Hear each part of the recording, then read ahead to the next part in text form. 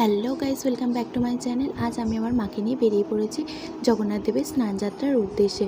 ভোর ভোর বেরিয়ে পড়েছি কারণ তার সময় ছিল 6:31 পর্যন্ত। স্কন্দপুরাণ অনুসারে রাজা ইন্দ্রদম্ন যখন কাঠের বিগ্রহ প্রতিষ্ঠা করেন তখন থেকেই স্নানযাত্রা উৎসব শুরু হয়। আর এই জ্যৈষ্ঠ পূর্ণিমায় মহেন্দ্রক্ষণে জগন্নাথ দেবকে স্নান করানোর এই বিশেষ দিনটিকেই বলা হয় জ্যৈষ্ঠ পূর্ণিমা। আর এই বিশেষ দিনটিকে জগন্নাথ দেবের জন্মদিনও বলা যায়। মা ঠাকুমাদের থেকে শোনা যে এই স্নানযাত্রার মাধ্যমে অনেক দুরারোগ্য ব্যাধি থেকেও মুক্তি পাওয়া যায়। স্নানযাত্রার পরেই জগন্নাথদেব 15 দিন জ্বরে ভোগেন, আর তারপরই নাকি আরম্ভ হয় রথযাত্রা উৎসব। যাই হোক, সকাল সকাল মাকে নিয়ে গঙ্গা স্নানটা করে নিলাম। ঘড়িতে ঠিক এখন বাজে 5:17। স্নান করার পর বাইরে থেকেই ঠাকুরকে নমস্কার করে চলে এসেছিলাম, কারণ পড়ে গিয়েছিল অম্বাবতী, তো ঠাকুরের দর্শন পাওয়া গেল না।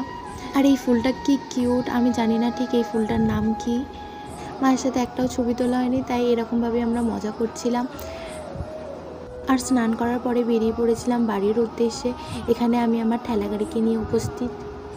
গাড়িতে স্টার্ট দিতে না দিতেই মা বলে কি যে যাবি? মা এসে জগন্নাথ দেবের মন্দিরে। আর যেমন ভাবা তেমন কাজ, বেরিয়ে বললাম মা এসে জগন্নাথ দেবের মন্দিরে। এসে দেখি কাতারে কাতারে মানুষ চলে এসেছে জগন্নাথ দেবের স্নানযাত্রা দেখার জন্য।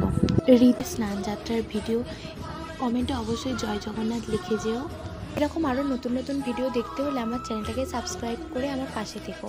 Till then, tata.